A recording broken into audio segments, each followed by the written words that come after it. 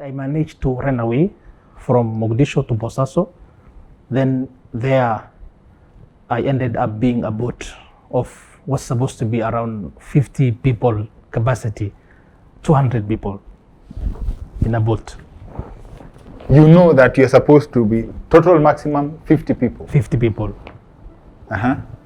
When I reached Yemen, unfortunately, two of our colleagues, both of them, they were female. They have died when they are crossing because they couldn't swim. The body refused to work at all. So you're being dropped in the water? Yes, it's based like this, water. Then, they're not reaching Yemen? No. It's the promised land? Yes. You see it from afar? Yes, because for them, every movement that takes them very close to the authority of Yemen. They can't run away? Yeah. So they will not even switch off the engine. It will be still running. So that they make quick move and then they return. Yes. So they've earned their money. Yes. So now the ladies who you say died, is because when you dropped for the 3 days, their bodies can't move. Yeah, they can't move. Yeah. So you are dropped in the water, you just sink. Yes. Hey wadau mazea, quick one kabla tuzame ndani ya conversation. This is a special message to all seekers who are greener pastures, especially if you believe in the American dream. If you have ever considered moving from Africa to the United States of America as a professional, then this message is for you. Now, for the past 8 years, the International Scholars Program has facilitated the financing and migration of high-achieving scholars to the US. The program has been expanded to support highly skilled professionals through its EB2 NIW pathway that allows you to pursue permanent residency without a job offer or company sponsorship. So, if you're looking for a trusted partner to guide your journey to America, ISP offers a proven legal pathway that can also accommodate your family. Yes, there's many ways to get to the United States, but ISP has mastered one of the most effective routes to help you relocate with dignity and strategy. Alafu sasa, nani alisema ukienda US lazima uanze from scratch? As a highly skilled professional, ISP's approach is designed to help you transfer your expertise across borders. In simple terms, if you leave Kenya as a professional, you don't have to start over in survival mode jobs as you figure things out. Work with verified professionals, work with a system that understands your value. You can get in touch with ISP using the contact details on your screen. Consider yourself plugged. Wadau, asanteni sana for joining us again, and by the rules of good vibes and the powers vested in me by you guys to scout for good vibes, we have another interesting episode, and our guest is the author of the book Born into Battle. So brace yourselves for a movie, interesting vibes from Ali Said Ali. Karibu sana. Thank you very much, Dr. Kongori. I'm really very happy to be in this show. Thank you. Yeah, this is my book. I have very interesting and painful story I wanted to share with my brothers and sisters from Kenya and global audience. Yeah. Thank you. So much interesting stuff, and I classify it also as a movie, very well written. Yeah. Thank you very much. Thank you for making it easy for someone to read. Thank you very much. Na vile tumekuja nayo na short notice. Yeah. And there's very many themes standing out from this book, and you have a very solid recollection of how Somalia disintegrates from a state that had order to lawlessness. Non-state, yeah. Yes. Yeah. So there's a particular place I really thought about Kwanza. You mentioned that there are people you knew. Yeah. A particular story where a father and a son captured another father and a son. Yes. And they killed them, and they are people known to each other. Yes. So one thing that stands out here, when war breaks out, the language is the same. Yeah. The tribe is Somali, like it is a language. Ukisema nauliza, and in fact, at some point when you and your father get stopped, at some point they ask which clan do you belong to. The language is the same, but the difference is the clan, right? But we go back to hapa kwa these people who would kill each other, and they knew each other before order broke down. Yeah. What does this teach you about human beings? In conflict management, there is a saying that when society go for war, the animalistic part of the human being will appear. So today, if people are very peaceful in harmony, living each other together, Yes. when the society go for war and start killing each other, Yes. the logic will disappear. And this story now you are talking about the Somalia being homogeneous community. You know, in global wise, in the world, there is nothing called homogeneous community. As much as we speak same language, we believe same religion, but still also we have our differences. Also we have our political ally, and also we have our interest. So I think none of us knew Somalia will go that far. When I was very young, I witnessed most of atrocity crime that a human being could think of doing it. And one story like the one now you are narrating, it has happened I think in 1992. During that time, it was the peak of conflict in the country, and the grudge between and among community of Somalia was very high. God bless us, today I think we are very well, and there is a lesson in every incident that happened. And my book now, I think all of them are registered here, at least the ones I know, because I'm very small. During that time I was only 7 years when we had just lost our government.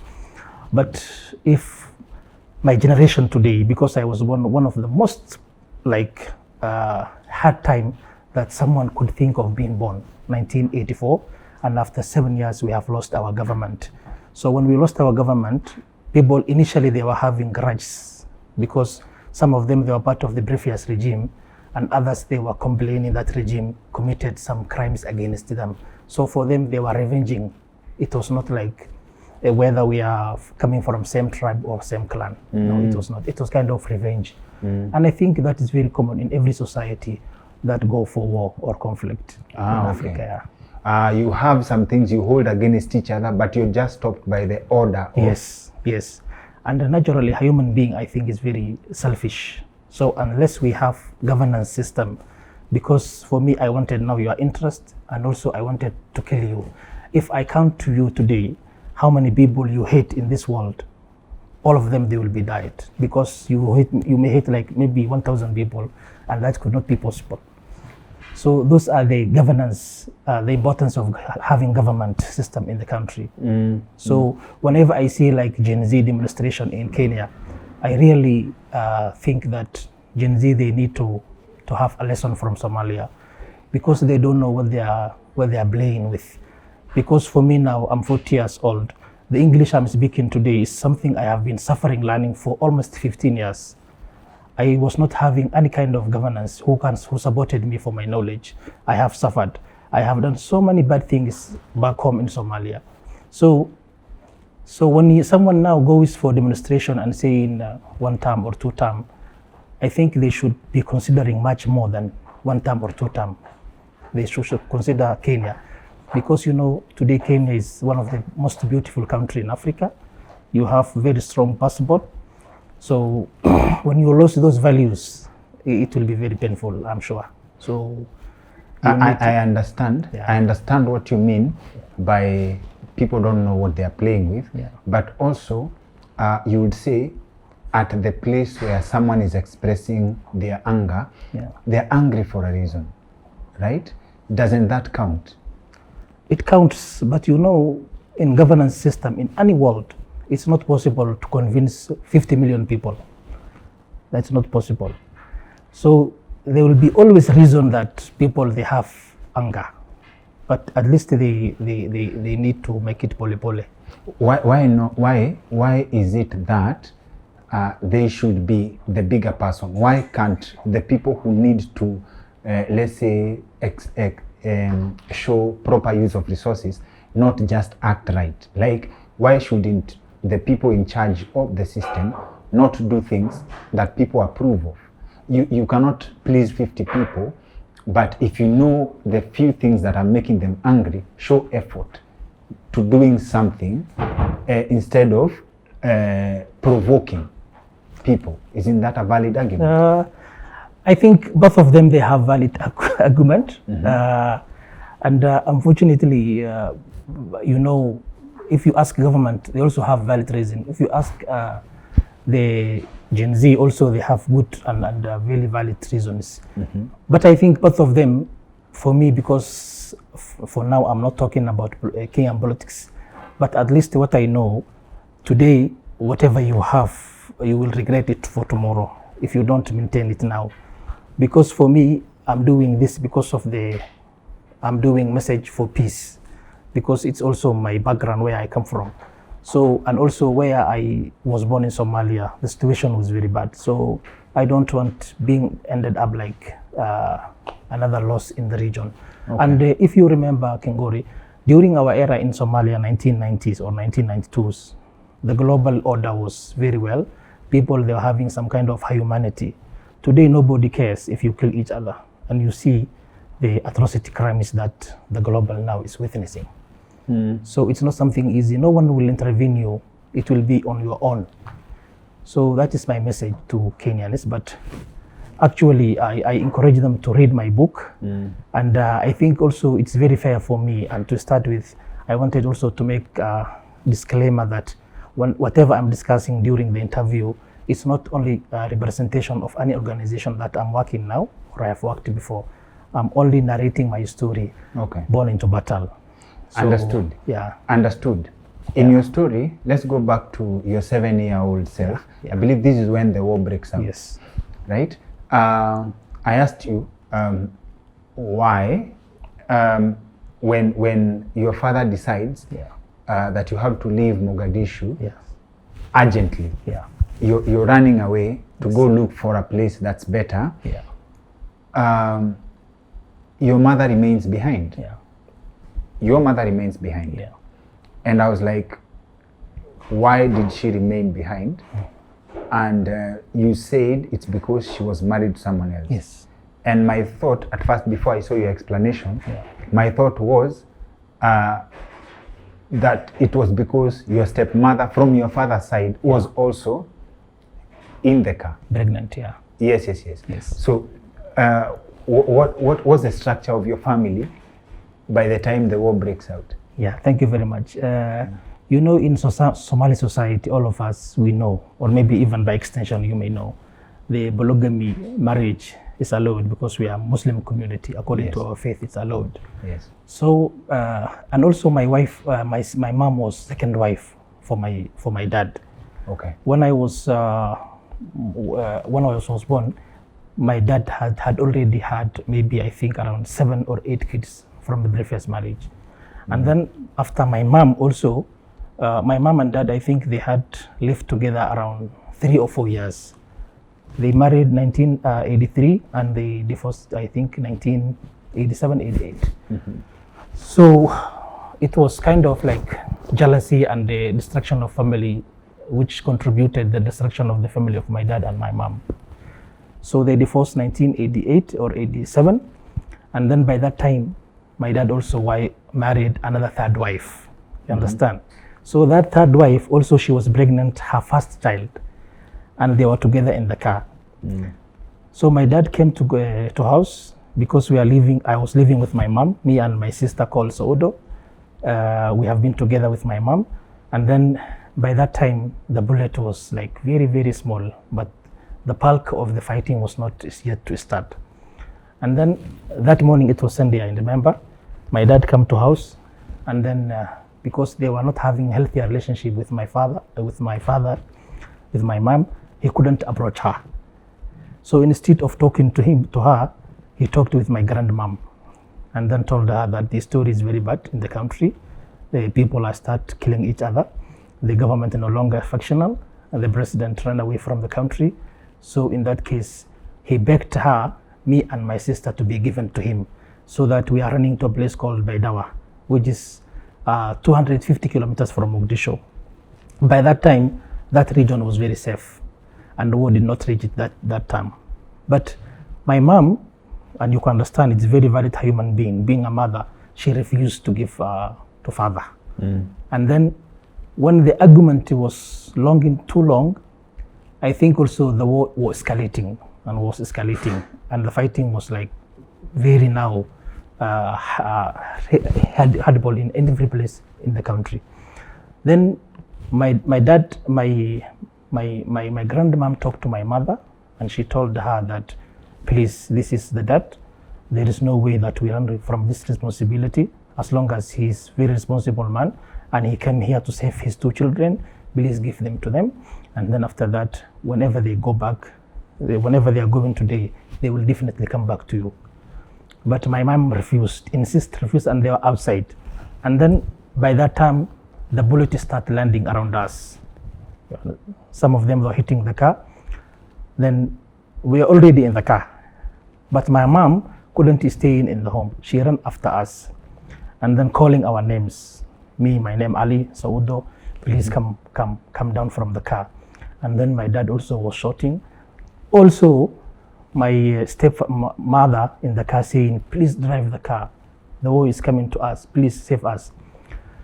Finally, my mom talked to my grandmama saying that the only way I will let these 2 children to their dad is if they allow that, I will give them to their auntie called Saadio as well, so that she will save us. And the other reason was also she was very young and very beautiful. So my mom doesn't want her to be raped, because those are the cases that by that time the rape case was very famous in the country. So finally, my mom released us and we drove. Possibly one day I will invite you in Somalia, because I don't know if you know the geography of Somalia. Then we start running from Mogadishu. We had a place called Afgoye. By that time, our car is full. Everything, rice, flour, oil, cooking oil, even salt, everything. It's a car and it's a hotel. Yeah. Yes. Then we start moving. Unfortunately, when we reach a place called Afgoye, which is 30 kilometers from Mogadishu, our car was robbed by because we met roadblock. Yes. It was armed. Then all of us, we were asked, not me definitely because I was very young, but my dad was asked his clan, and then he said I belong to that clan. Fortunately, we were not target during that time. Then they said, please, you can go now, but forget about the story of the car. So you'll be on your own. They took the car? They took the car, It was your father's car? Yes. It was pick up Hilux, I think. Yeah. Yeah. Then I think after that, all of us, including my dad and my stepmom and my auntie Sadia, all of us, we are standing somewhere under a tree, and then we have seen a lorry, big lorry, coming from Mogadishu, running to the same direction we are going that time. Then fortunately, my dad was very known person during the Siad Barre regime, because he was having control of the fuel system of the country. So he's a big person, yeah. So fortunately, the driver known him and then talked to him saying that, Said, his name was Said, where are you going? And then he said, our car was taken and these are my family, please take us. And then we start driving from Afgoye to Baidawa. And the journey was supposed to be taken around 7 hours, took us 3 days. So we reached Baidawa after 3 days. No, at this time, your mother is married to someone else. Yes. Your father is married to someone else. Yes. So in this previous, in your mother's situation, your stepfather, does your mom have other kids? By that time she was pregnant. Her first child for the other husband or for the other stepfather. Yeah. So at this time, do you have a say? Do you want to go with your father or do you want to remain with your mother? Definitely, I was not given any consultation. Yeah. The decision was made? Yes, between them. If I was given actually somehow a consultation, definitely I will stay with my mom. Why? That is a human nature. Even if everyone associated with his mom, you know that one. You didn't have the close relationship with your father then, at that young age? Actually, I can say no, because my dad, and you know, definitely that's fair in every community. All of us, we are attached to our mom, because once they divorced, both of us, we were remaining with mom. And it's interesting that you say he has 7 children from a first relationship. Yes. But he remembered the 2 of you. No, all of us were together from that family, from us and the new wife. In one pickup? In new pickup, yeah. 7 children from the other relationship. Yes. Then also he was going collecting from delivery. Delivery. It was delivery. Yeah. So now you go there, Yeah. you go to this, you find peace in a village, Yeah. but then you miss your mom so much that you insist you're going to go back. At first, I thought you, when it became too much, they couldn't bear it, you decide to go back. And I thought you were going back with your dad. So my question is, did you even tag along your stepmom? Kube, it was only the three of you, your No. auntie and... No. Yeah. It was full house. My When you're auntie, going back to Mogadishu now. when we reached Baidawa, Baidawa during that time was very peaceful. We were not having any casualties. Yes. But the biggest problem we had that time was food. We were not having food. Then, as we are suffering without food there, I remember we used to eat every 2 days, one time or one meal. And most of the time we used to drink tea without sugar. And in Somalia, even in my story, I written that I will burn my stomach. You understand? Tea without sugar is not tea. It's you not said. tea. Yeah. Yeah. But sugar was not available. What can we do? Then, after that, as we stay in Baidawa, unfortunately, Baidawa also falls under conflict again. Then we start running to the village, especially where my dad roots come from. Because all of us, we are town boy kind of, all of us, including my dad. But every family has lineage where they come from. Yes. So we ran away, we flee a place called Gallo, which approximately far from Baidawa, around 40 kilometers, yeah. By this time, there was no car. We used donkey. And then we bought something like the one you say, Mkokotoni, kind of. Yeah. Like in that case, a human being, they don't drag that, but donkeys drag it.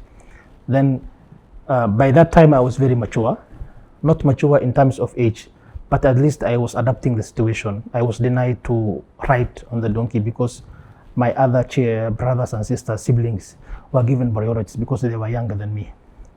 So all of them, they on top of the donkey. Then we went there. Then after that, we become proper IDP people. By that time, I think we forget about clean water. We forget about food, proper food system. Then we were surviving local kind of, you call here, I think, ugali. There they call it sor, something made from sorghum, yeah. Yeah, then, yeah. Somalis have a variation of ugali. Yes, our ugali is very soft. And I thought Somalis don't eat ugali. No, we do, we do. But some Somalis, you know, they assume that eating ugali will make them like less civilized people because we admire more outside food, pasta, rice. Yeah, Okay. Understand? So continue. Yeah. So you are eating once in a while? Once, yeah. And then there is a funny story happened there. It's forbidden to pee in the water, that catchment area, you know, in the village. Why would someone come up with a law like that? As in, it's something people used to do? Or why would someone come up with a law that it is forbidden to pee in the water? Because people were drinking that water, same water. But why would someone pee in the water? Like, for that rule to come... Because for us, we come from Mogadishu, remember? Yes. We used to swim every time in the sea, in the ocean. Yes. And we do whatever we want in that water. So for us, we don't care about the structure of the community. So, you used to swim in the drinking water, but the community does not want to drink you. I'm trying to understand. The same drinking water, they had to create this rule. You don't pee in the water. Yes. Because they suspected people from Mogadishu. No, there was a brother of mine who was elder than me that time. It was feasible. He does that while people were watching him. Then it became a case against my dad. Yes. Then my dad was, they told him that there is a rule for that. Either you will not drink water for 2 days or you will pay some equivalent of 1 cow or 1 camel, I think 1 camel, yeah. Yes. And by that time we are suffering, we don't have anything to eat. So the family there, especially my clan who was there, contributed. And then it was unnoticed, all of us saying that don't do it again because, yeah. Okay. So we have been there. I think the time was 1992 by that time. And Mogadishu also was burning. One of the worst time that someone could be in Mogadishu. But for us, we have become now very tired of that place. And also we missed our mom back home, Mogadishu. So we start, my sister becomes very sick, very sick, malnourished. And then she couldn't eat, she couldn't drink, her body became very black, and almost she was dying. And my dad couldn't do anything for that. So later around, we give her like local medicine from the leaf of the trees. And then I don't know, the magic, she survived. After she survived, we start demonstration now, saying we need to go back to Mogadishu with my mom. And Dad was saying, no, you cannot go back to Mogadishu because the war is still active. But later around, our demonstration was becoming very vocal. So finally, my dad allowed us to come back to Mogadishu. So when I come back to Mogadishu is when I see all of these atrocities that you have went through. When you are saying that I read the story of the killing. Your dad allows you to go back to Mogadishu. Yeah. He doesn't take you.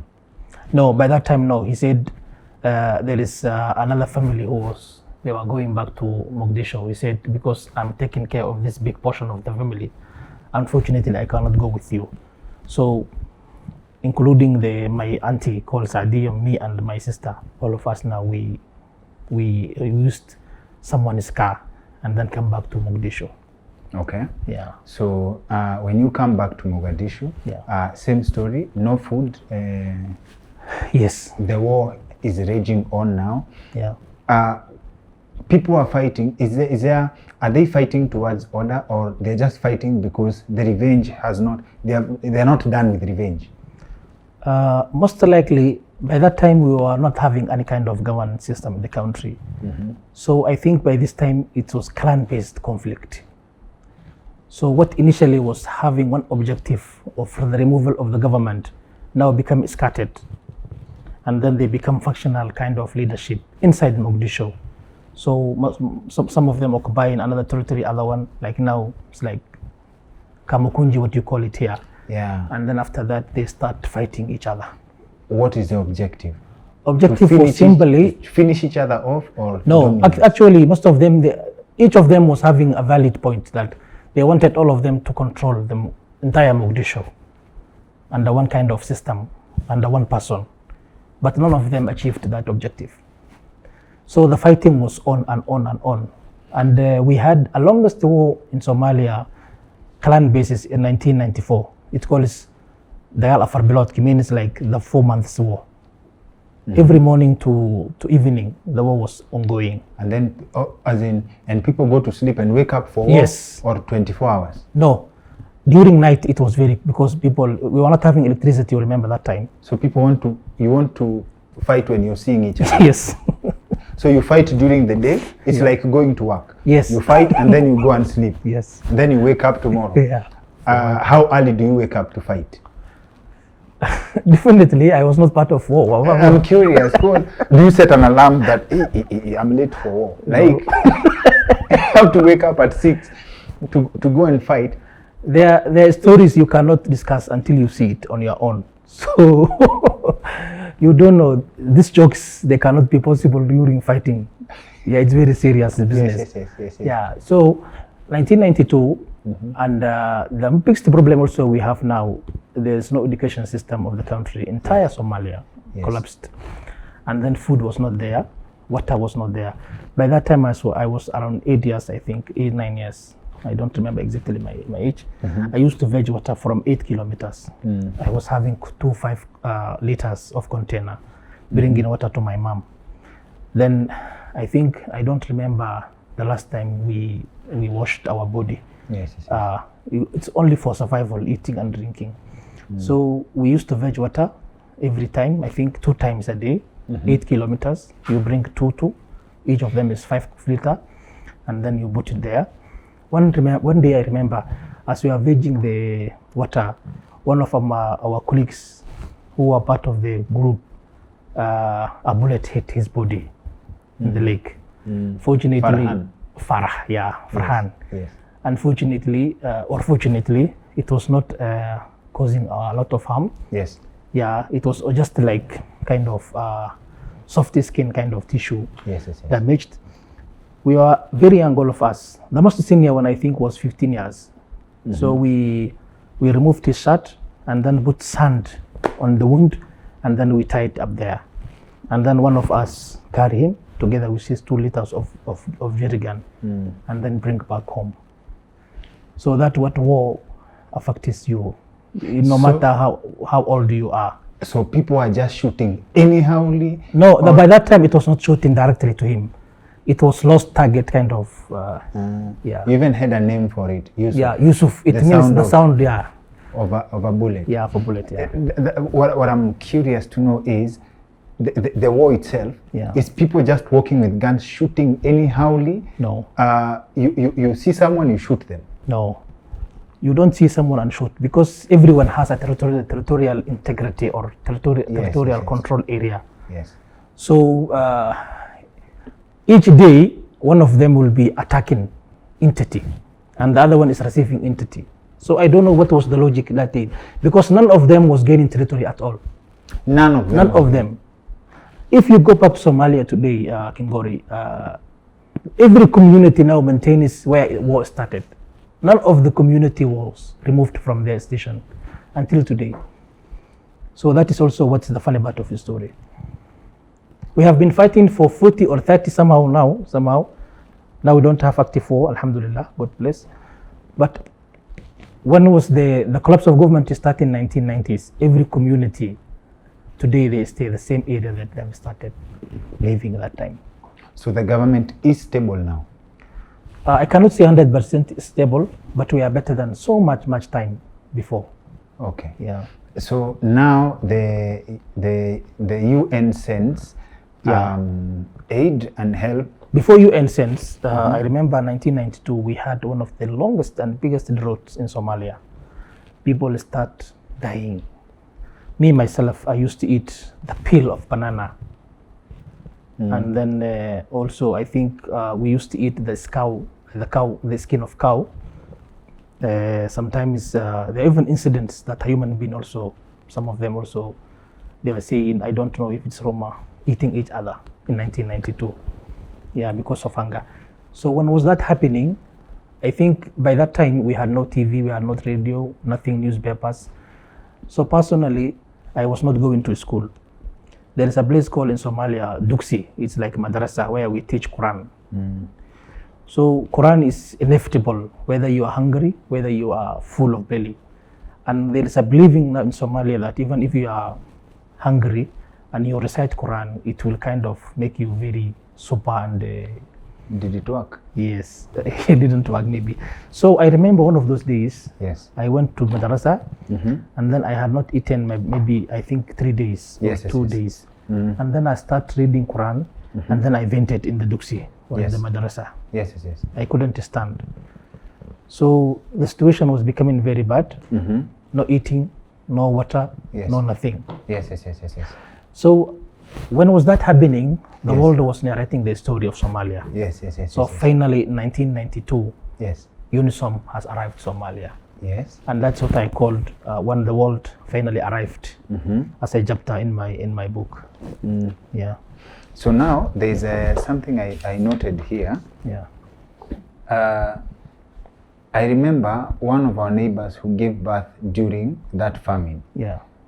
The same day she delivered her baby, neighbors gathered whatever they could find. When food was distributed, it began with her. Yes. Then followed my mother. Breastfeeding women were treated like fragile infrastructure. Yeah. If they collapsed, the future collapsed with them. Yeah. So there is two things here. Yeah. There is respect for women, Yes. and the need to protect women Yes. for posterity. Yeah. And there is the risk for women, Yes. which you say is why your mother insisted that you carry her younger sister with you, so that she does not get raped. Yeah. Somali culture is very strict and we believe disciplined. Yeah. But war reveals the ugly side of people, you say. Yes. So, and this was very interesting to think about even in present times, that order protects people from a lot. Yes. So we have rapists walking around here who, it's just the chance that they don't have, it's order that prevents them. Yeah. That's a true depiction of what goes on.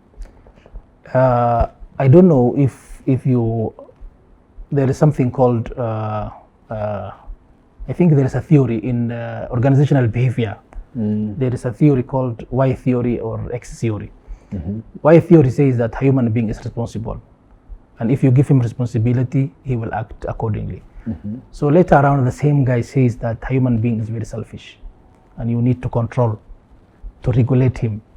So if you give him absolute authority, they will do something very ugly to the society. So you are very right. Somali culture protects girls and children very well. They even have a name saying that like something you cannot even touch in knife, don't allow, because they are very sensitive to women and children back Somalia, even before they narrate the story of UN and other international organizations. But unfortunately, during conflict, rape can be used as a weapon so that it can be tortured to the other community to feel burden. Because if you rape their society or maybe girl, they will not be married, they will not be integration to the society. So you are tarnishing the respect of that particular community. So fortunately in Somalia, I think we don't have much case for raping because it's, according to religion, is very forbidden. And then as a society, unfortunately Somalis, all of them, they are related to somehow. Because still we are fighting as a clan system, but there is no clan who can stand alone in Somalia. All of them, they live together. And intermarriage between communities is very strong. So they cannot go very far, I think. Yeah. Now, just to poke a hole into this concept of clanism, if you went to a roadblock and identify the clan they belong to and said you belong to that clan, do they have a way of knowing whether you are telling the truth? No, because we speak same language. It's not like Kingori or Odingo that you can understand the difference between your names. There is no difference at all. No, at all. It's just a construct. My first name until all the way to 100 names and someone is Somali name is the same. So it's not easy that you catch the name and you associate the clan he's coming from. No, that you can't. Be, no. You can't. No. And when you mention that during the war there is cases of pregnant women, yes. My question was, who is having sex to the sound of bullets? You know, to the great extent, the people who have not experienced or have the luxury of a sex playlist, I like R&B, let me do it to reggae. The imagination that bullets flying around and someone is making babies, what's going on there? Remember, Kingori, when you are fighting, most of them, they're active. They're using drugs. You understand? Yes. So nobody is in same sense goes for war. Yes. And in health, like now without using any drugs. Most of them, they are drug abusers. So they don't even know what they are doing. So, and you know, drugs becomes very hyperactive. The person forgets the problems. Sometimes even he going directly to the other side. And by mistake, sometimes either he survived or maybe he be killed because he's not aware what he's doing. So during those times, some men, they may feel that let us enjoy in this, let us take break. Entertainment. And then do your entertainment. Okay. So now, let's look at your father, for example. He's a government official, very popular. He's doing well. And that would explain why he's even getting married, because he has resources. Yes. Did you ever get a chance to process, to get into how he processes the loss of status? Because he leaves Mogadishu, before the war breaks, he's top government. He goes to Mogadishu, you lose the car, he gets to the village that you settled in with nothing. But when he comes back, he comes back with totally nothing. Yes. Did you ever get a chance to interrogate what's going on in his mind? Yes. My dad, until today, is not happy. Because the name he was having that time, the wealth he was creating that time collapsed in one day. So for him, he doesn't understand, rather than one language, government system. So if you ask him today, are you happy what's happening in the country? He will say no. Until today, he's talking about only the governance system they had that time. Somalia started building another governance system starting 2000 from Djibouti. And each time we are electing president. But for him, he believes there is no president, there is no minister, He only believes that regime of military called Siad Barre regime. Yes. Because he says anything rather than that, I don't believe it will be a government country. And even sometimes he go ahead and say we were cast by that president.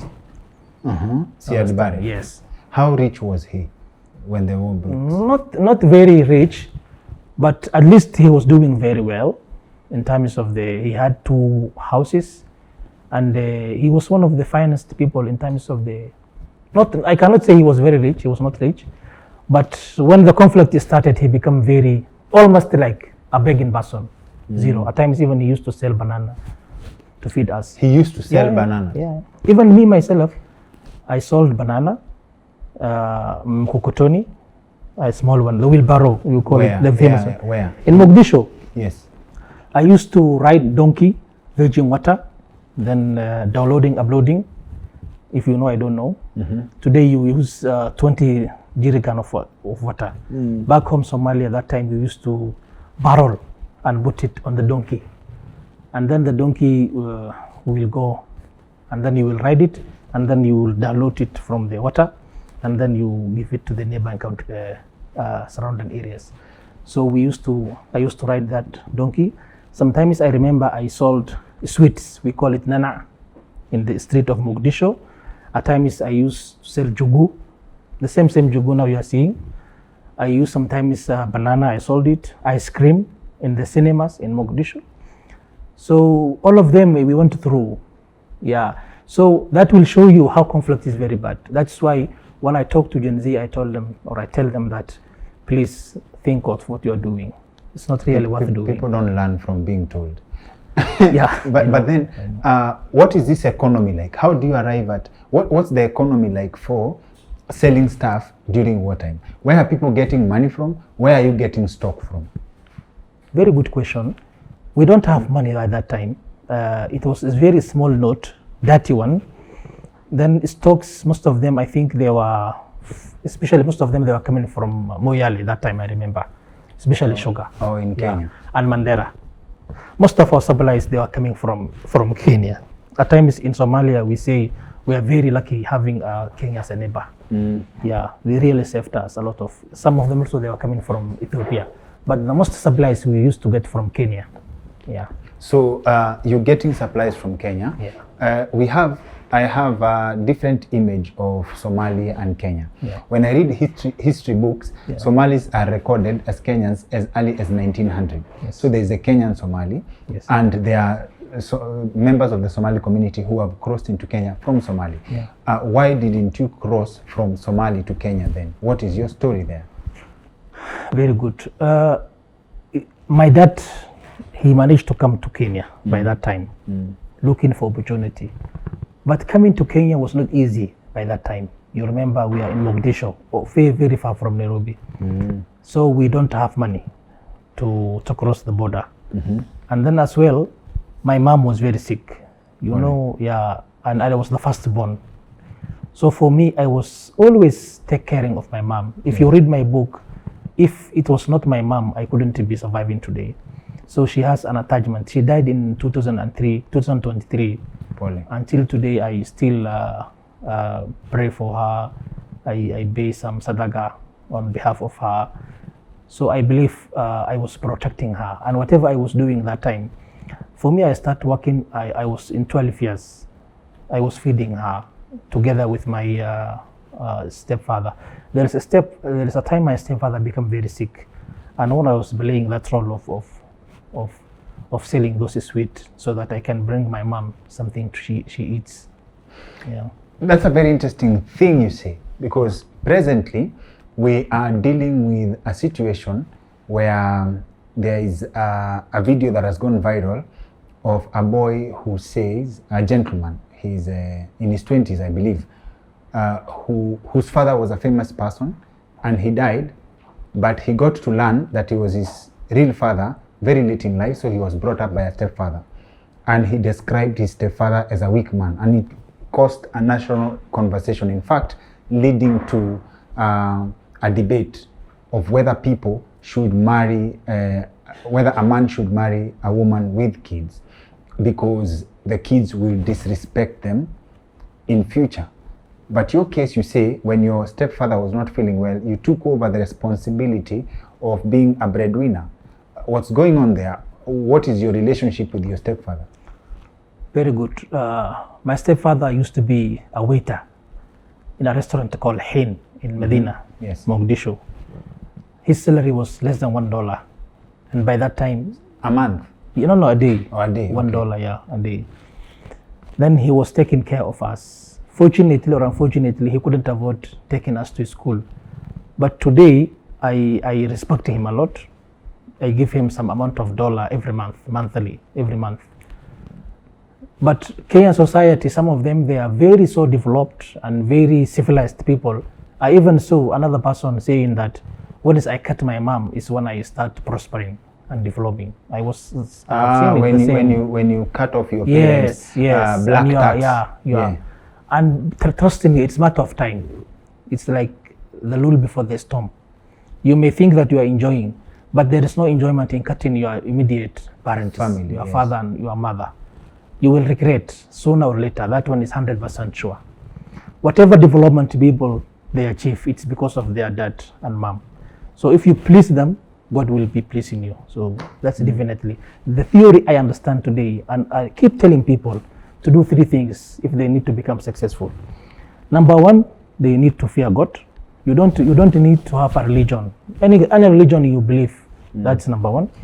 Number 2, be good to your parents, especially your dad and your mom. And number 3, help people always. Especially people who cannot help you back. Don't expect them anything from. And I'm sure God will reward you for that. But sometimes I see the social media of Kenya, they are becoming like very stubborn and saying that my mom, she will be on her own, and for me, I will be my own, and I'm starting now prospering. The last time I talked to my mom was 2 years ago. Some of them, they are celebrating saying that. But coming back to the story of my stepfather, the stepfather supported us together with his children, because now we have also another one, 2 of them. I still support them. Today I'm the breadwinner of the family, and God bless us. At least now we are better than so many years ago. Yeah. So I don't agree the story of saying that societies are against their stepfathers. You seem to have a closer relationship with your stepfather Yes. than with your father. By now, no, because even my father, I used to like him very well. Unfortunately, conflict is what separated us. Yes. He ran away to Yemen, and there's no telecommunication in the country. So by that time, my stepfather was with me. But recently, we discovered him, and then he called us. Even if you read the story, we generated our knowledge later on because of my dad. Because there is a time I dropped out from school because of $3. I went out of school for 2 years. By that time, my stepfather was sick. He was almost dying. So I was doing this virgin water and then selling bananas.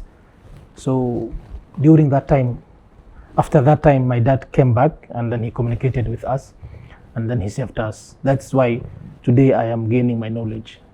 Because yeah. So you never left Somalia, did you? Most of the time, no. There's a time I will talk it about. I went to Saudi Arabia. But in terms of the knowledge, especially the secondary education, all the way to degree, I did it in Somalia, in Mogadishu. But my 2 masters and PhD, all of them are Kenya, from JKUAT and from Hekima University. Okay. Yeah. Take us through your breakthrough, the process through which life changes from selling bananas, selling jugu. We've had an episode up with a friend of our show, Abdinur Ali Mahdi, Yes. one of the most popular I saw conversations. it. 1 million plus, yeah. I Yes, have yes, seen yes. it, yeah. He's a good vibe. He's my friend. Yeah. So he told us that the Somali community, members of the Somali community are generally proud. There are things they wouldn't do. So I believe some of our audience members are also shocked to hear that Somali people, in Somali, someone can sell jugu or a banana. How does that even happen? How does that even happen? He's right, Abdunur. I saw him. He's a very brilliant guy. Very. Yeah, whatever he said, it's true 100%. Yes. Even while you are selling banana jugu, the bride is still tinted in your mind. You understand? Yes. But when you suffer and when no one feeds you in the family, Yes. the bride will never feed you. So for me personally, I'm a Somali, having that pride that he talked about, Yes. but sold banana, sold jugu, sold ice cream, matatu, sometimes like what do you call conductor? Yes.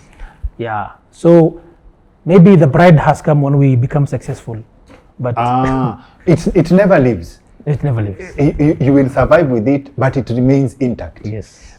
So, how do you get to a place where you feel that education is important? You never go to school. You don't have, in the formative years, you only do duxi. Yeah. When school comes, it gets interrupted. So, what inspires the need or the thirst for knowledge and to get to where you are today? That was, I think, in 2000. And the funny story, I skipped Kingori. For me, I never slept on mattress all my entire life until 2003. I used to sleep on the floor. Yes. In my. You didn't know what a mattress is? No. Below, no at all. Then during those era, it was very famous, the bug bites. You understand? They are animals, insects that associated with hunger. Bed bugs? Yeah, bed bugs. Yes. One of them, Yes. the leaves, Yes, yes. one of them. So those are insects that come during hunger. During the richness, I don't think they will appear in any place. So the story of going back to school started in 2000 and let's say 2002. I dropped out of school while I was in standard 8 because initially the school was free. On top of that, they used to give us something every month, either dates, flour or oil.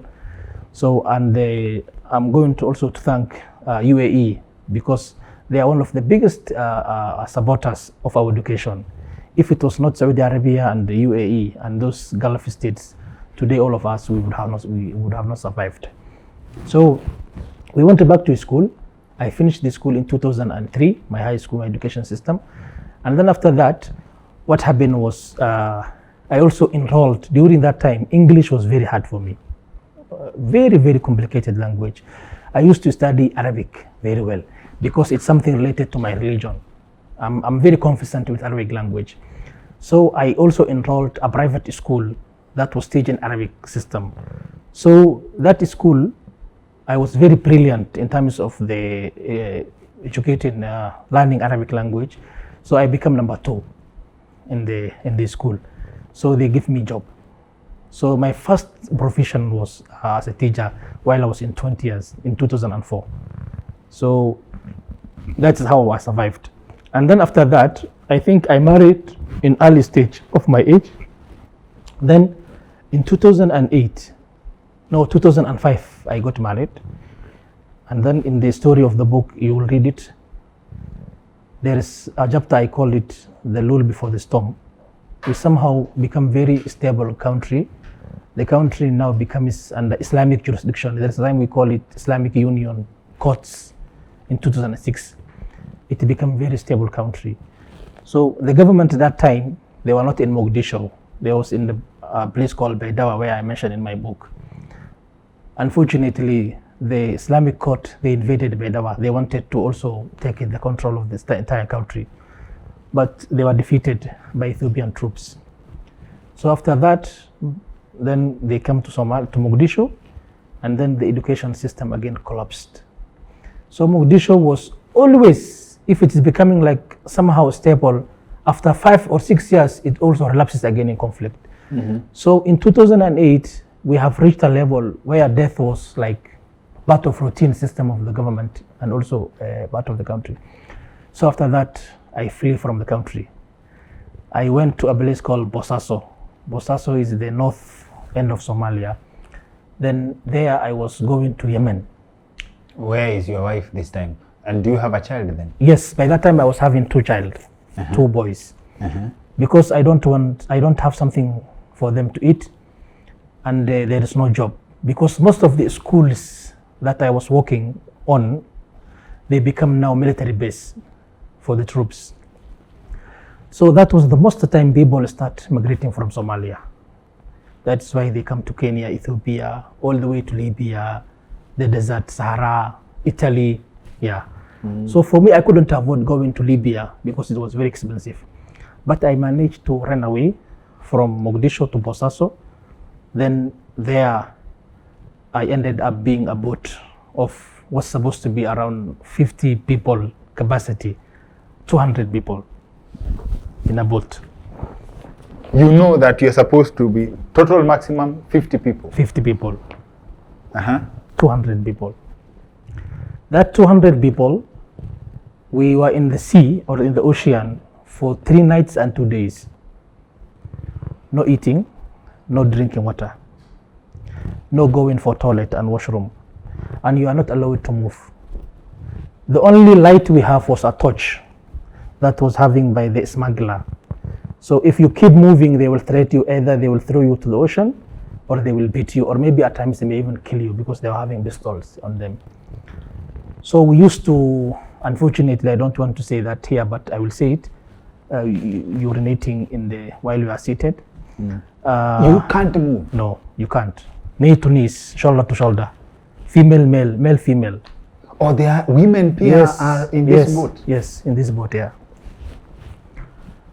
Then after that, that was 3 nights, 2 days. Fortunately, no one died, no casualties there. The smuggler, which sea are you crossing? That is Red Sea.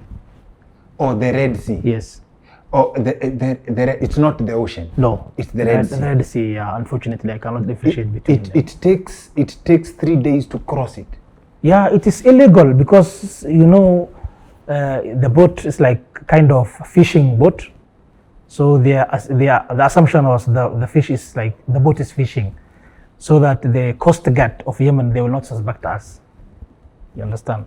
How much have you paid for this trip? $300. 3 days. Let me just do quick mathematics up. Huh? $300, Yeah. and it's to everyone on that boat has Yes, and we are around 200 people. paid. So on one trip, Yes. the smuggler is making $60,000. Yes, One trip. yes. One trip. So do you pay before or do you pay when you get on the other No, side? payment is happening before even they plan. Yeah, they will tell you the plan is not there. You don't know at what time is it, exactly at what time you are moving. You will not know. They will tell you, will call you, but remain around the sea or the ocean, whatever they call it. So in the morning you will come there until the evening. So most of the boats there start moving towards the darkness, especially 8 o'clock. And then also you are hiding from authority. If they see you, they also take you for prison because they don't allow you from going, because it was very often that people were dying during that journey. Okay. Yeah. So which side, like which country are you in where you are waiting? Still Somalia, Bosaso. So which authorities are arresting you? Somalia authority, yeah. Because they don't want people to cross. No, because they know always there are incidents. 50, 40, 200 people are dying every day. So now, Yeah. so now you're not told what time you will leave. No, that is story behind the smugglers themselves. They keep it because if they give that information, the police will come automatically there and they will arrest them. The local authority guys, rather than call. What kind of a boat is this? Because in my head, there's a difference. It's what kind of a boat is this? Is it like a yacht or the? It's made from wood. Yeah, and at times it's plastic. Ours was plastic. Does it have an engine? Yes, two of them. It's a motorboat. I don't know the name, but As in it has two of a them engine. pack. Yeah. And 200 people will fit. 200, yeah. So fortunately, the sea was very calm. There were no more waves going around. So, but what happened? We reached Yemen, a place called Aden, around 11 o'clock at night. Then that is when we have seen incidents. Two women died there. By that time, not because of the ocean or the sea, but because their body couldn't move. And on top of that, the smugglers themselves, they will not give you time to get up or to get off the boat, they will say, hurry, hurry, hurry, hurry, because Yemenis will see them, and so that they will catch. So now, Yeah. When the boat is crossing, Yeah. when the boat is crossing, Yeah. they plan the trip in such a way that they get to Yemen at night, or at some point Yes. they will have to delay. No, yeah. Sometimes they know the timing, definitely. For them, they don't like days at all. They don't like days. So in this boat for 3 days, yeah. did you have someone you know each other, or everyone is a stranger? None of them I know. No. So 3 days, are you talking? Are you okay? You are not allowed to move, but can you talk? You can talk until you lose talking even sometimes, because the sun is very also, that region is very famous in terms of heat, and there is no protection and maybe shelter up.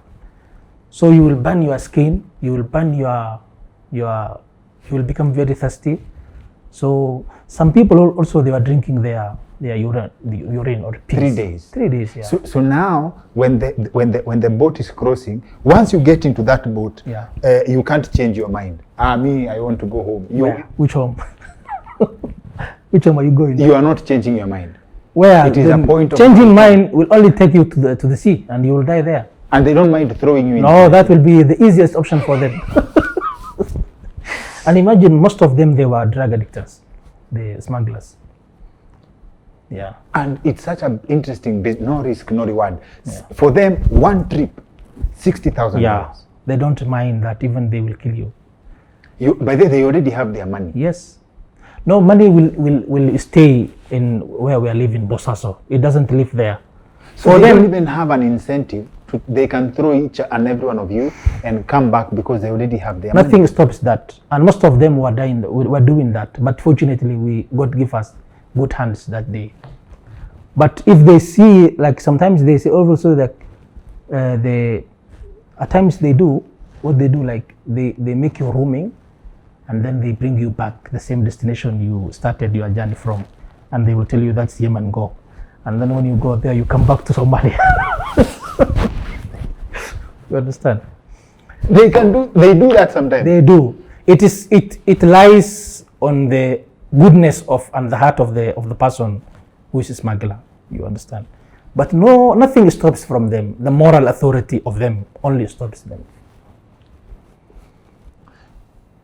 And you say there are women in this. Yeah.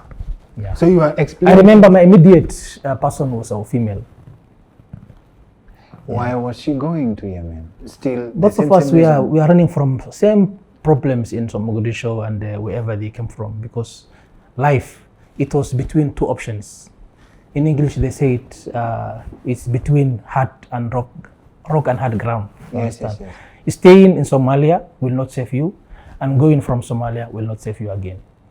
You would rather die trying. Yes. To look for But better. again, if you are a man, also it will be worse, because for me, I was having my family back Somalia. Also, at that time, I was responsible of providing for my mom. You understand? So I couldn't stay. So when we finished that journey, What is your plan? Like, yes, you're leaving. You know the journey is dangerous. What is the plan? I was going to Saudi Arabia.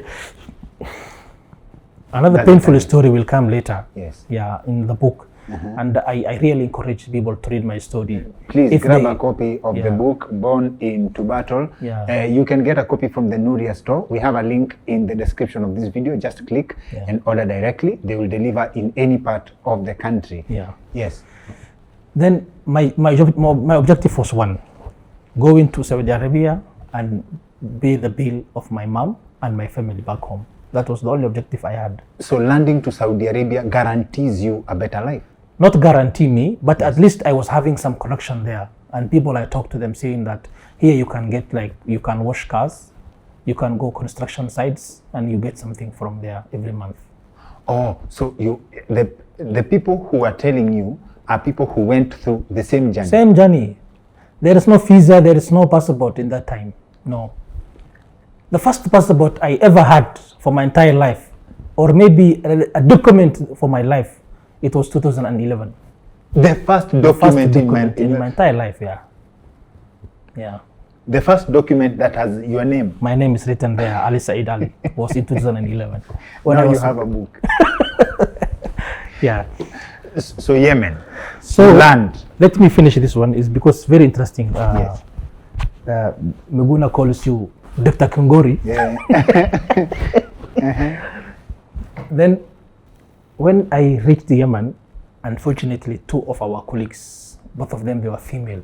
They have died when they are crossing because they couldn't swim. The body refused to work at all. You're being dropped in the water. Yes, it's based like this, water. Then Oh, they're not reaching Yemen. no. It's the promised land. Yes. You see it from afar. Yes, because for them, every movement that takes them very close to the authority of They Yemen. can't run away. Yeah. So They will not even switch off the engine. It will be still running, so that they make quick move and then run away. they return. Yes. So they've earned their money. Yes. So now the ladies who you say died, Yeah, died is too, yeah. because when you dropped for the 3 days, Yeah. their bodies can't move. Yeah, they can't move. Yeah. So you are dropped in the water, you just sink. Yes. And unfortunately, it was during the midnight. Nobody sees them. Understand? Oh no, they didn't even ask for help. No, they were shouting. We were listening, saying that save us, but Every man for yeah, himself. Yeah, it was a solo pilot. Everyone. Yeah. And were there women who survived? Were there women who Yeah. managed to cross? Yes, most of them they survived. Only 2 died. I think they were around 25 something. Yeah. Out of 200. Yes. And when you land, do you guys greet each other, congratulate each other for? Which congratulations? No, we are very hungry and thirsty. So fortunately, among us, some people who were initially not first timer, they were graduates in the group. So they said, we know where Aden and especially Somalis are. We will take you there. So we give ourselves around maybe 1 hour, 2 hours to sit, no drink, no food. Then we said, now we can move. And then after that, we went towards where Somalis were, in a place called African Route, kind of, I remember, in Aden. Then, fortunately, being a teacher is very nice sometimes. I met one of my students back home, and he was a big man. He was handling, he was in charge of the Current Express, a remittance company. Then he sees me from behind. My hygiene was very bad, unfortunately. I want to share that story as well. But there is no respect in such situation, and there is no prestige that you are keeping. So he told me, I know the story, I know. Most of people, they come this way, the same situation now you are coming. So you are my teacher, I know you. You are a respectful person, but unfortunately we don't have government. That is why we are suffering, all of us. He took me to his house, took bath, and then feed me, and then stayed there for 2 days, slept very well, and then started moving to Saudi Arabia. This time it was not sea, it was road, but more dangerous. The worst smuggling system in my entire life. I could even think of. At times when I talk that incidents, I also become very emotional. We moved from Yemen around in the morning, 8 o'clock in the morning, at the back of Barado, where they call it Boot, 14 people there. How many? 14. 14. 14 people, yeah. 14 people. And the rest of Barado are tint. It's very black so that nobody will recognize it who is inside. 14 people in the boot. In the boot, yeah. 14, 1-4. So in the boot, because there are people seated at the front. No, they don't allow you to sit front. So the assumption, let me tell you so that you can understand the ground. The front seat is the driver and someone who assembled like a woman, female. They give you hijab and then put you that thing that, I don't know how you call it. The one. The veil. Yeah. The veil, yes. Yeah. So that the assumption will be, Saudi authority will assume that this is a driver and his wife. Yes. So the second, what do you call the second badge of the seat? Yes, the second row. The second there. Yes. There is nobody there. So that if they, in case, start roadblock, they They make it down, and then the police will say, nobody is here. Just go ahead. But 14 people, 14 a inside. whole matatu Yes. is at Yes. the boot, Yeah, is in the boot. Yeah. So we were 14 people. Then the funny story was when I was coming from my house in Adan, I was having my bag full of my clothes and perfumes. What you are talking about, bride of Somalis. Yes, yes. So the smuggler sees me and start laughing and asks, do you have passport? Do you know what's waiting for you? So for you, you are enjoying, you are taking your bags. Please, my friend, forget about this story. So we start. He told you in Somali? No, in Arabic. Fortunately, I was the only person who was speaking Arabic very well. Yes. I translated every word comes from his mouth. Yes. Yeah. Then after that, what happened was... How much do you pay for now the road smuggling? This time, I don't have money. And the smugglers, they get paid in Jeddah, Saudi Arabia, by my brother called Usman. You understand? How much does it That cost was $600. Yeah. $600? Yes. Okay. Then finally we reached the border between Saudi Arabia and Yemen. This is funny story is coming here. Then we were given instruction by Yemeni person. He was a smuggler because he knows the road very well. And then he says, I will take you, me personally, I will take you, 14 of you. We had one female. She was pregnant. We had 3 of them, but one of them was heavily pregnant. That means you are 15 people. Yeah, she was going back to her husband to Saudi Arabia. He was in Saudi Arabia. So then what happened was we start crossing the border. Then the Yemeni guy told us, if any chance that Saudi authority catches us, all of us, please, I beg you, none of you knows me. Because the assumption will be he will be a smuggler. He knows the road and he's bringing 14 illegal people to the country. You understand? Okay, we said yes, we agreed. Then as we are hiding, it was very dark, very, very dark and very hot. That region is very hot, you know it very well. Then it was around 2 o'clock, wee night. Then we were catched by the what do you call that? The border guard people from Saudi Arabia. They catched us. They told us to sit down, all of us. We sat. Then they asked us, where are you coming from? Then we told them we are from Somalia. And then they said, no, you are not from Somalia. Then we said, we are from Somalia. Do you have any passport with you? No, we don't have passport. So how will you know that you are from Somalia? Then one of them said, there is one reason we will believe that you are Somalis. Read Quran. Then so that we understand that you are from Somalia.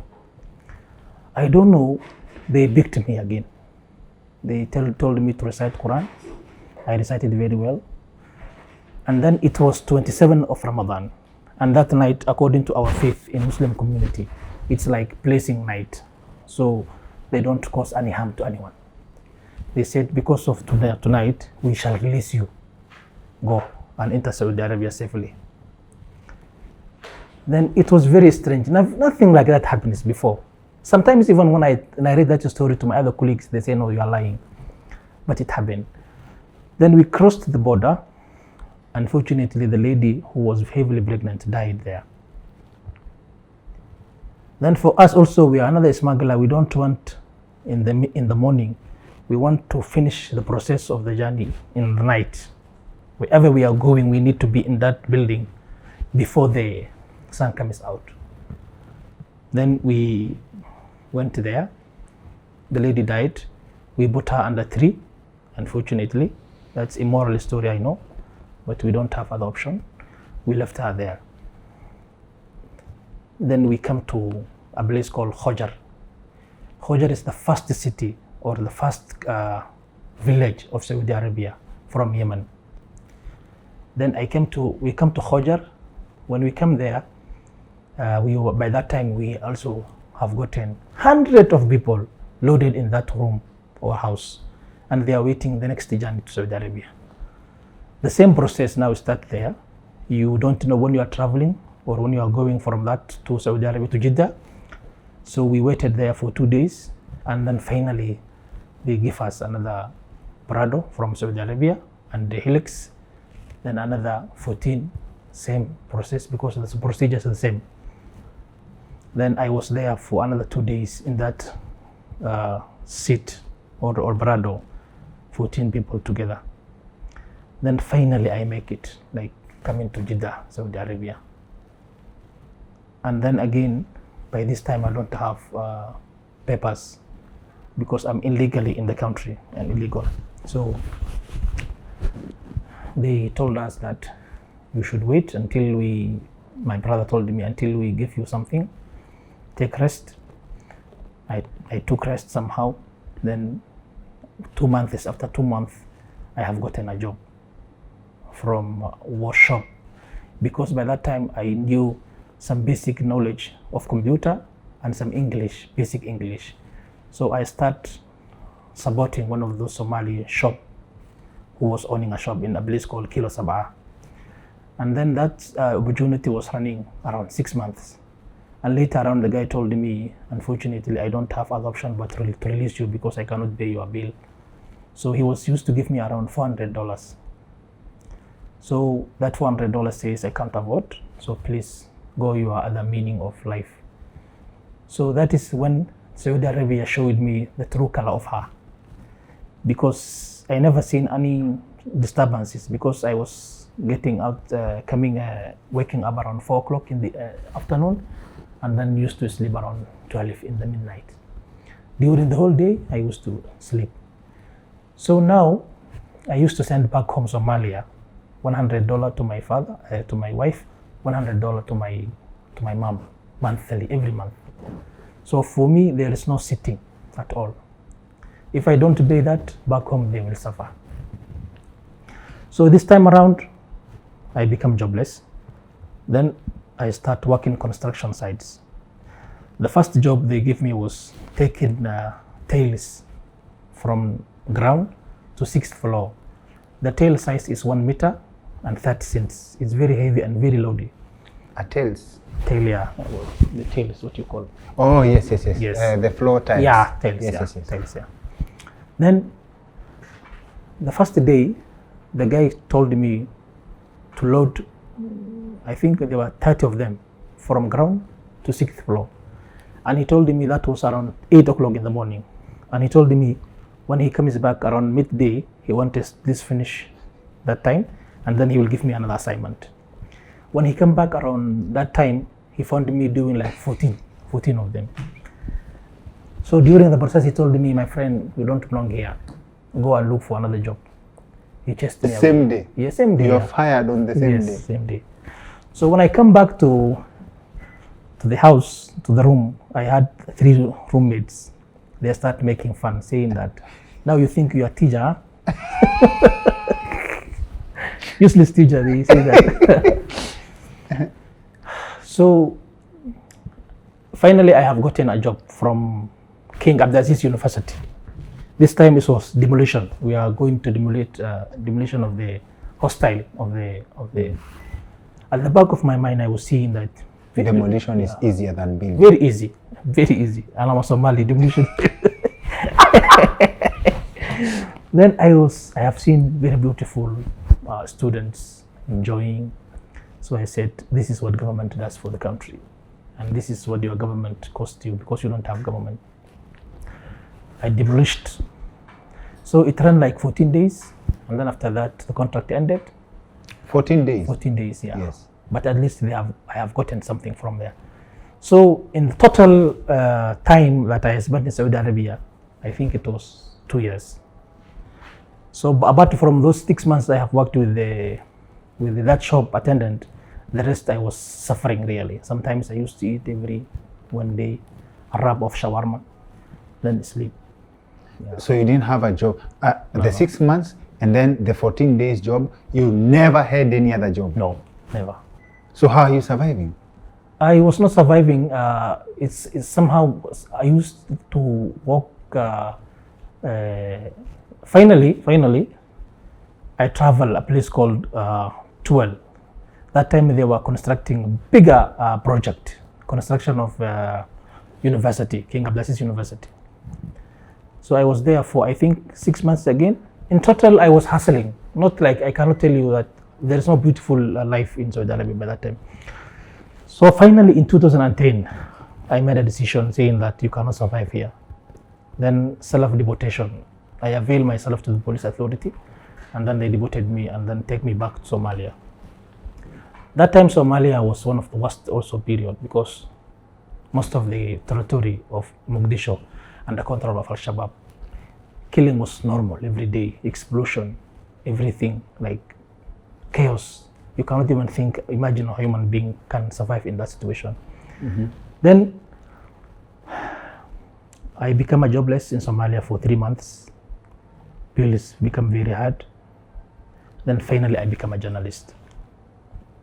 There is a funny story before I became journalist. That time, some of my colleagues, because I think I studied some journalism in back Somalis, 98, yeah, I know, or maybe 2000. I know some basic knowledge of journalists. So some of my colleagues that we have studied together, they were doing very good job. They used to take photos of the dead people and sending to the international news agencies like AFP, Reuters. So every picture they send, it will cost them $50. It will give them. It will make $50. It will give them, yeah, make $50. Then they cannot be more than, if you send 1,000 photos, they only give you $150. They cannot purchase more than three pictures, but you can send as much as you can. But the rest they are not considering. That was the freelancer. You can send policy. every day. Yes, yes. So you can make $150 every day. Yes, and most of those pictures was associated horrific scene. Most of them dead people. Most of them, because mortars were landing every place that time. Yeah. So finally, some of my colleagues, they told me that if you bring camera, all of those stories are written in my book. If you bring camera, we shall assist you creating a platform for you, and then I start thinking, how can you bring that camera? I asked one of my brothers, relatively, I need that camera, can you assist me? And then he says, yes, I will assist you. But the camera is $200. He told me I cannot afford $200. I will give you $100. But he guided me someone else, saying that go to that person as well, get from him another 100, and then get your camera from there. Then I have gotten from that person, and then the second person, when I went to him, he said, I don't trust you. This $100 is very big money. Bring the money, the 100 you have, and then after that I will purchase. And then by the end of this month, I need that money in my hand. So when I have succeeded getting the camera, the story changes. My friend is now sorry, one thing, camera is not good because it's low standard, they will not accept. And another thing also, market is collapsing nowadays. Excuse. And you already have the camera. Yes, and the guy is waiting at the end of the month, that 100 to be paid. And that's a lot of money. Yes. Then by the end of the month, the second day of the month, he calls me. Then he says, where's the $100? And then I told him, my friend, by the time I have secured the camera, the storage engine, these guys are making an excuse. They never give me any support. So, and the camera as I have never done anything with it.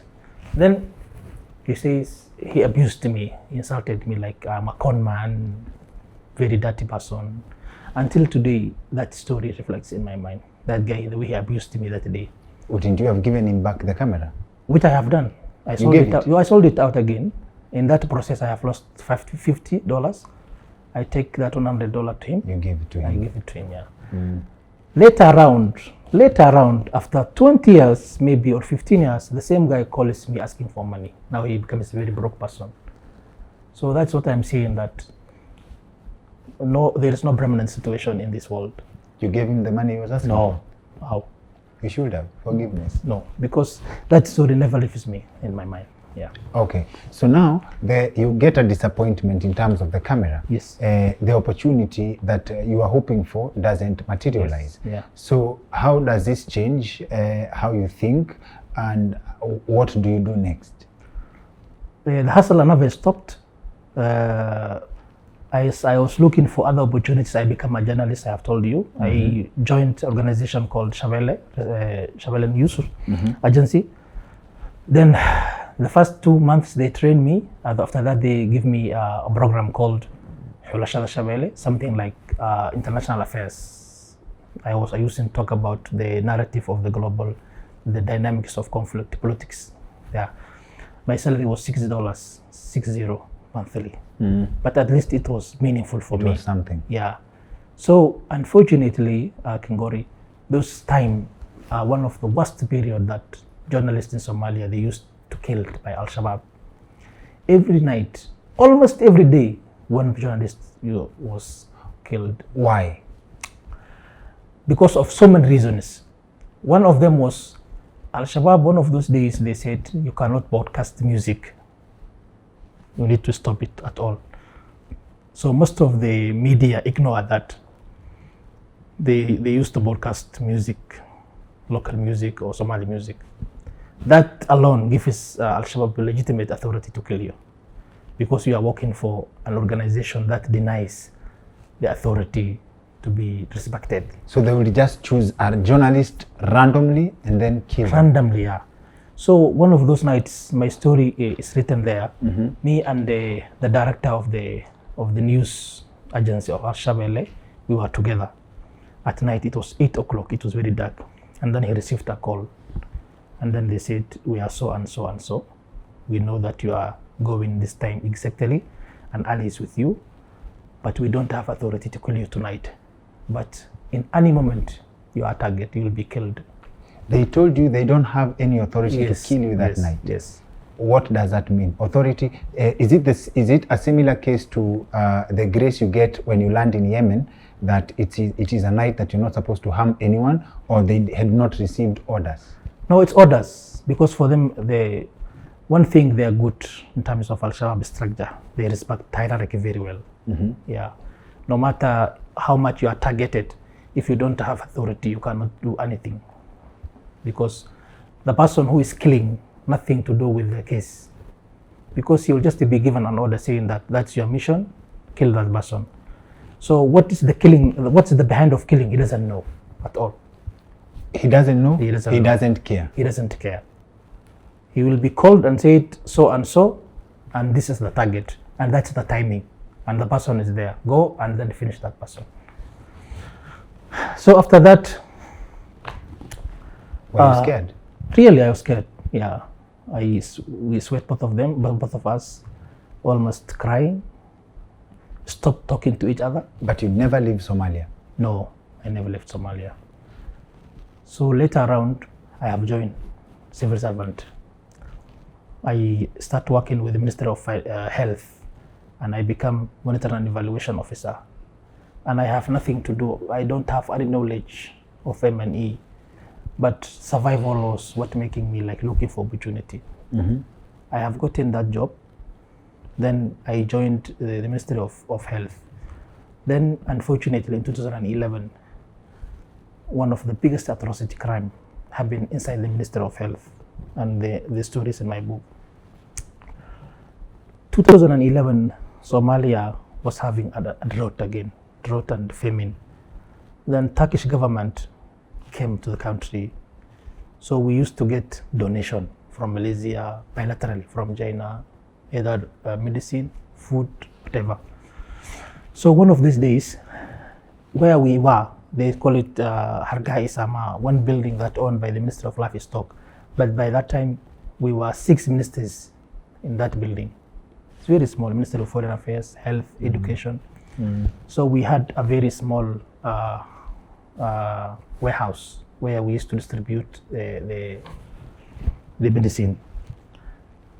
When was that happening? The Ministry of Education also, they were receiving the first scholarship from Turkish government. Then after that, I think it was 100 something plus, the first batch to be taken to Turkey in 2011. Then students, they were coming to see the result. Both boys, girls, and parents as well. They were loading outside, roaming. Then a lorry comes there, then ask police that, where are you going? And then they said, we are having medicine or supply for the Ministry of Health. Then the police guy asked him, do you have the bill of loading? And then he said, I don't have. Then he says, stop there, you cannot go inside. And then the lorry exploded there, outside of the gate. Then 100+ people died there in the compound. Most of them, they were students who were waiting to go to Turkey for study or for scholarship. One story I remember very clearly as we speak now, even my body is somehow making an emotional scene. There is a guy called Abdi Dere. Earlier of the incident, he comes to me and then asks that he is suffering with acid. So I give him anti-acid medicine. And then he says, thank you very much. He takes the tablet and then sits in the chair like this, and then having the tablet on his hand. And then he was cut by the incident of his head. So when I was getting outside, I saw him, the tablet on his hand, and his head was missing, and he was bleeding like this. You had given him the tablet? Yes, I gave him the tablet, yeah. So the debris from this explosion, yeah, chopped his head off? Yes. In that scene, we have lost 110 people. Most of them students. So when I came outside, I couldn't. Even now, today, I have the impact in my body, the TNT, the explosive devices. Then I vomited, and then I ran away from the scene. Yeah. So that is the story of the being a civil servant in Somalia during that time. Wadau, the book Born into Battle, you can get a copy by just clicking the link we've left for you in the description of this video, and you can order directly from the Nuria store, and they deliver to any part of the country. Any part of the country. Born into Battle by Ali Said Ali. So, having seen all you have seen, you described very well and in detail. How has your perspective of life changed today, knowing that you have heard several stories of how we could not be sitting here today? You've had experiences that would make it possible, would make it understandable if you are not alive today. What is your perspective of life? God willingly, because of my faith, as we believe, we are a Muslim community. Number one, we believe that God saved us from whatever was happening in Somalia. That's number one. Number two, resilience. Somali person should be resilient, both men and female. Number one, because we are resilient to humiliation, because we are suffering in any country you go today, Somalis are suffering. Our passport is very weak today. You cannot even travel. Then the education system of Somalia, not as the one you have fortunately in Kenya, we cannot compare with it. So what I am feeling today is my story is very exceptional. And then I had so many reasons to fail, but I cannot say that I'm celebrating because I have survived. I'm only saying that God saved us from that bad scene, yeah, in the country. And the one message that I want to narrate to Kenyans, really for me, I worked with so many Kenyans, international setup. You have very good human capital. Kenyans are one of the most educated people in African countries. You also have very nice weather. You also have very nice country. So please, the message I'm giving to you is like, protect your country. No matter how much your wealth is or you have money, if your passport cannot defend you, cannot take you from one destination to another, you are a useless person. So a Somali person today cannot travel without accessing, like without not stopping from immigration. Having only Somali passport can make your target, soft target. Number one, the authority, they may think that you have money, so they will ask for money. If not, the assumption is like a Somali cannot travel without any illegal kind of documentation because of our movement. So To my Somali brothers and sisters also, I want to tell them, let us stop this clan division between us and then come together and then constitute our country together so that at least we make it life. Yeah. You are a product of the Somali education system. Definitely, yeah. Apart from the masters that I have done from Jakwat and Hekima University, the rest of my education was in Mogadishu, most of them. And where is the gap? If you went through the same system and you qualified to advance in Kenya, what's the difference between you and the person going through the same education because system? The level of people who can get access, what I have gotten, very small compared to the opportunities back home. Because education is very expensive. At least the one can make you shine. It's very expensive, you cannot access it. And number two, the same education now we are talking today, you cannot even compare the education that we have in neighboring countries. You understand? So I'm very proud by now. Our government now is making very great job, very advancing, but still challenges are there. And the biggest challenge we have today in Somalia is clan system. And we need that story to be dished out from the country. Yeah. Yeah. Okay. A very well written story. Ali, Said Ali and Longhorn Publishers have done a wonderful job, and I mean that in this book, solid lessons to learn. And the opening of this book is, it's actually written on the back. If your life is hard, read this book. If your life is good, read this book. If your life is perfect, you don't need a book. That's brilliant. Thank you very much. Kazi poa sana hapa Longhorn Publishers na Ali Said Ali. Get a copy for yourself. The stories, hiyo ni nyama tu. This is just a tip of the iceberg as far as the story goes. Grab a copy for yourself, hata upate kusikia hiyo story. There is a very interesting writing hapa, including jokes, vile zimeandikwa, and the placement of the wording, how it's written. I'd like to read something hapa, for example. I made a note hapa nyuma kidogo. Let me just go through it. This was the moment I understood that war does not only kill with weapons. It kills with hunger, it kills with lack of clean water, it kills with waiting. Yes. And that was an interesting philosophy because I was watching a documentary. I'm a big fan of documentaries. And I look at war strategies of different generals in ancient world. Some of them would just look at how protected a fort is or a city is, and they know very well that if they come in, you may finish them. Yeah. They will just block your access to food supplies, and then wait for you. Yes, that is a strategy for war. It's a strategy for war. Yeah. So the harm comes mostly from because the effect. Because if the fighting between two entities, especially now in this case, like imagine maybe the imagination could be now two states are fighting. So if you cut the supply, the people who are leaving that country will put pressure on the government so that the government surrenders.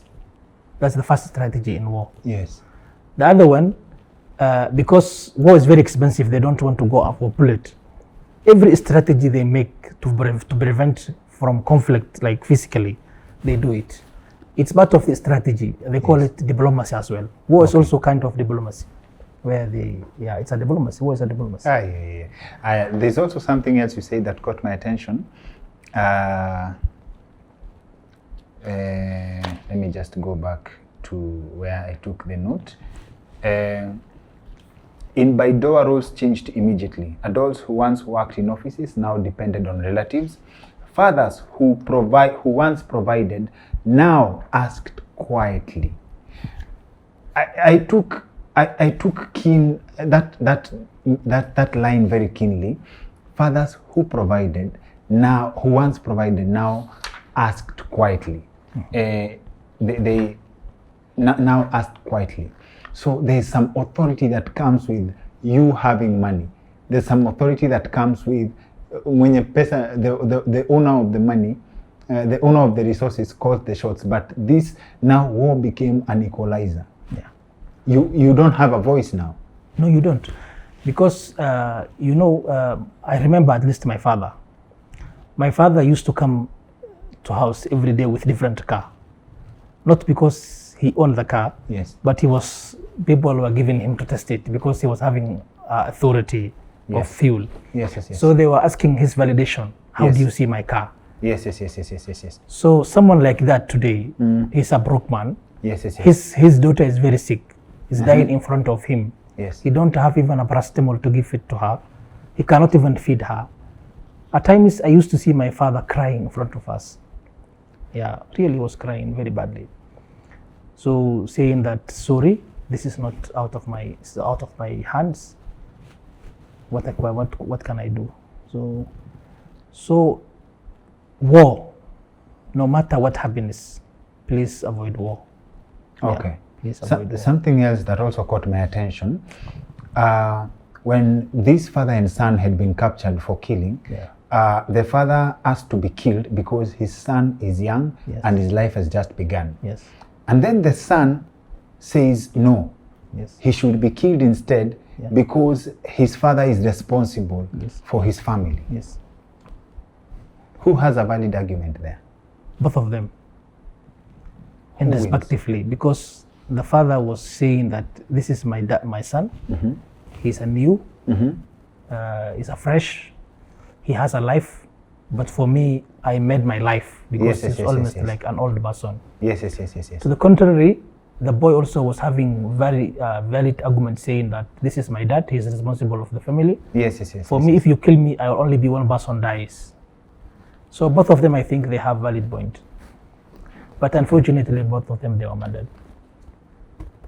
Very sad. Yeah. So further in, I also note that when the time comes whereby the UNOSOM 1 Yes. is implemented, is it? No. Not. I think it's the time when the U.S. Embassy comes, so they fix the place, Yes. and food actually Yes. eventually comes. Yes. You write that food became so available that carrying it became a problem. Yeah.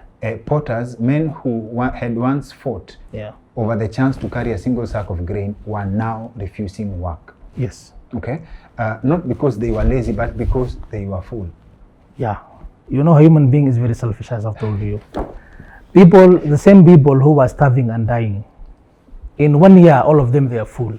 I remember the boaters, the normal boaters, who were Mukokoteni and pushing that one. Yes. They ended up the price of the food that they are carrying. It's not much the price of the money that they are receiving. So they become the same price. The labor work and supplies are now becoming almost of them the same price. So the person, and the food is available. So why do you carry and then all the way under the sun, you have burned your skin, and then as much as you are getting is for free, accessible. In the first those days, they start looting the aid because they assume that the aid should be stopped very soon. But the strategy, the UN, they are very smart, saying that the reason why they are looting it's because there is very small, so they become more and more and much until they stop looting it. And there is also another funny story, Dr. Kingori, that we forgot to talk about. This particular photo. Yes. The cover photo. The yes. cover photo. Yes.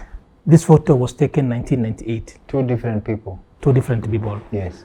This outfit, or the clothes that I am wearing, it was the wedding of my sister. I borrowed from someone. Apart from the slippers, the trousers and the shirts, all of them they are for my neighbor. And the funny story was, when the wedding ended in the evening, he was sitting outside waiting the clothes. And then he said, remove it and then bring it back to me. You went home naked. No, you did. No, I was in my home because he came to our house. And imagine, those days during night we couldn't move because it was very bad situation. Yes. So he said, my friend, hurry up because I don't want my clothes to be taken. So remove them, then put them in the bag and then give it to me back. So I give it to him and then we call it a day.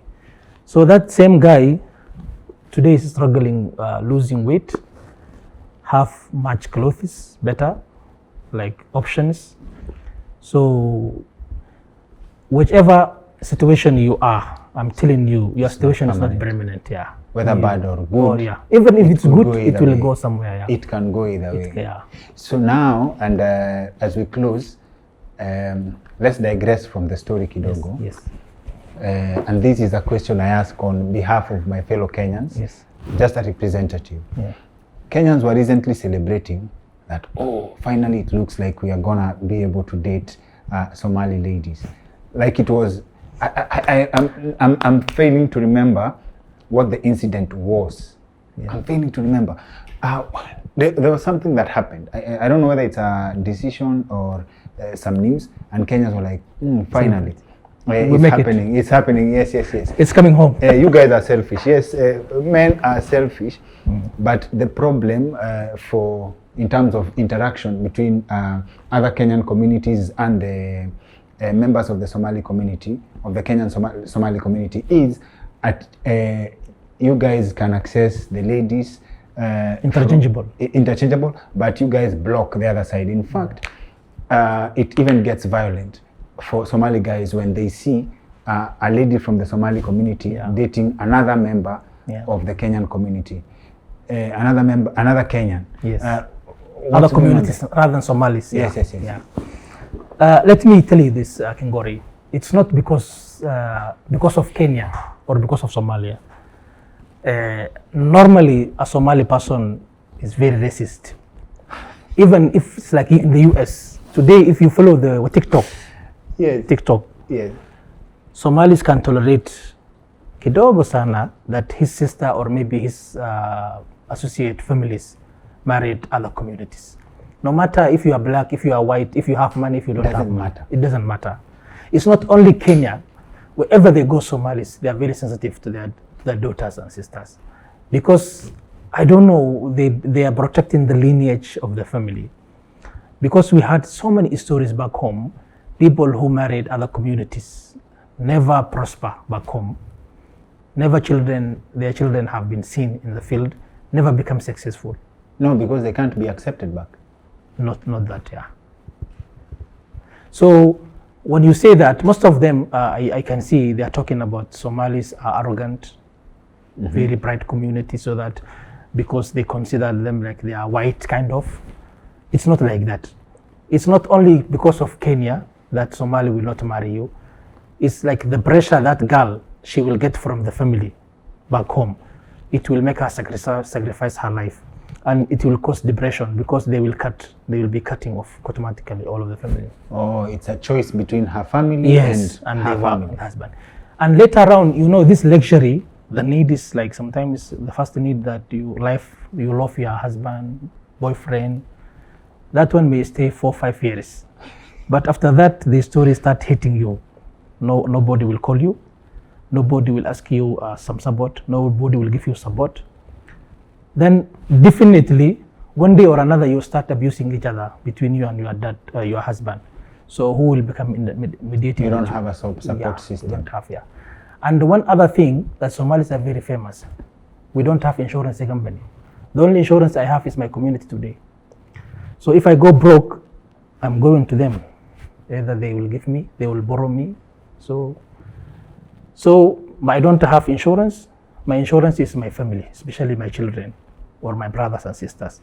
So if I cut that lineage, nobody will save me. That is why the survival of like. But why is it selective? You said you went to borrow some money from someone and they say they don't trust you. And you say someone gave you clothes and they waited.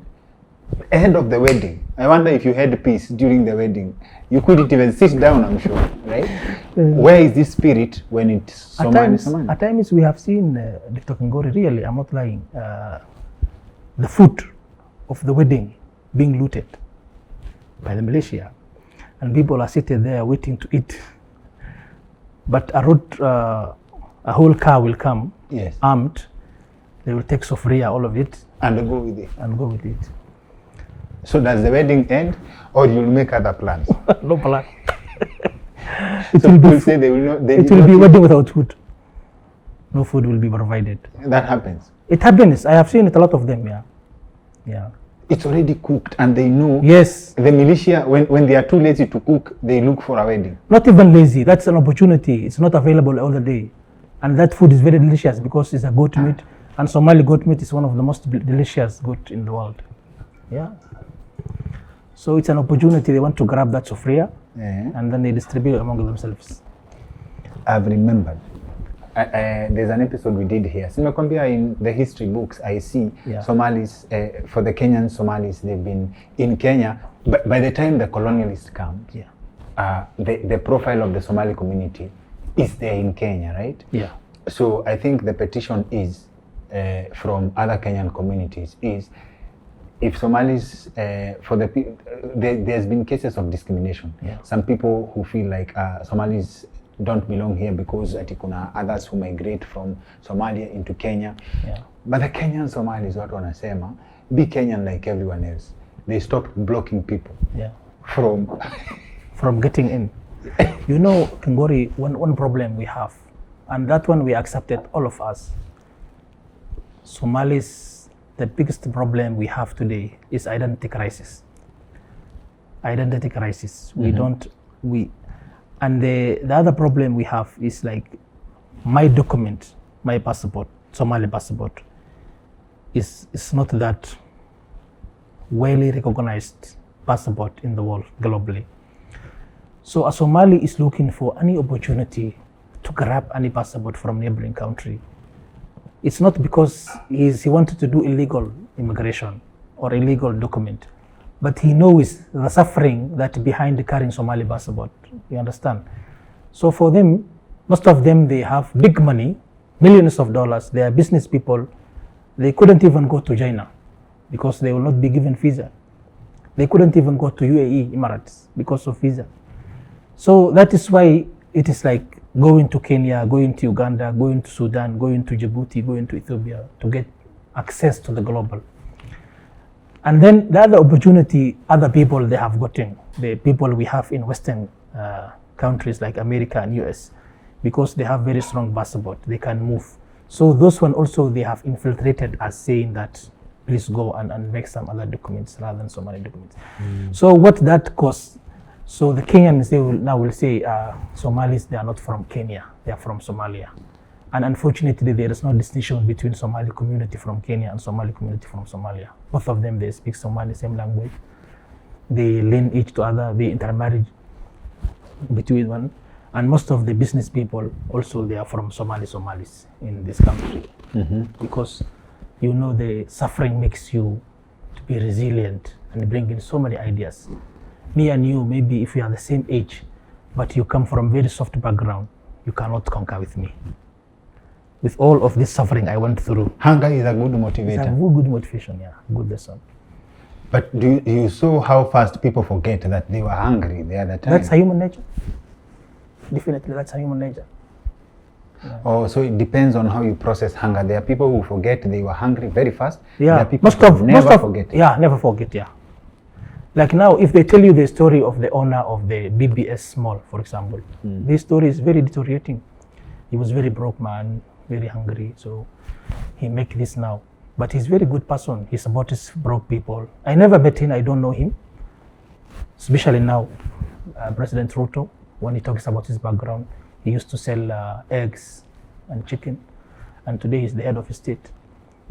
So those are the stories we want to talk about. Okay. Where you are going is more important than where you are today. So, yeah. Born into battle, a life that had every reason to fail. Get yourself a copy. Ali Said Ali is a legit storyteller. Asante sana for making time for us. Thank you, brother. And I really hope that one day for the country you describe before things went to the dogs, may get a chance to collect itself, because I believe, to put its act together, because I believe the concerns people have, like the strength of the passport, I'm assuming that if the clan war can be managed, subsidized, yes, and then people come together, the country can be a country in itself. Yeah, we wish that. And also I wanted, before you wind up the interview, there is a politician. Conversation, I say we don't do interviews. Okay, conversation, really. This is very proactive conversation. Thank you. And really, Dr. Kingori, because for me, I'm based in Cairo. Whenever I come from job, automatically, I wish I will invite you one day in Cairo. My YouTube channel on the screen, Kingori. I can even see the last episode you have broadcasted.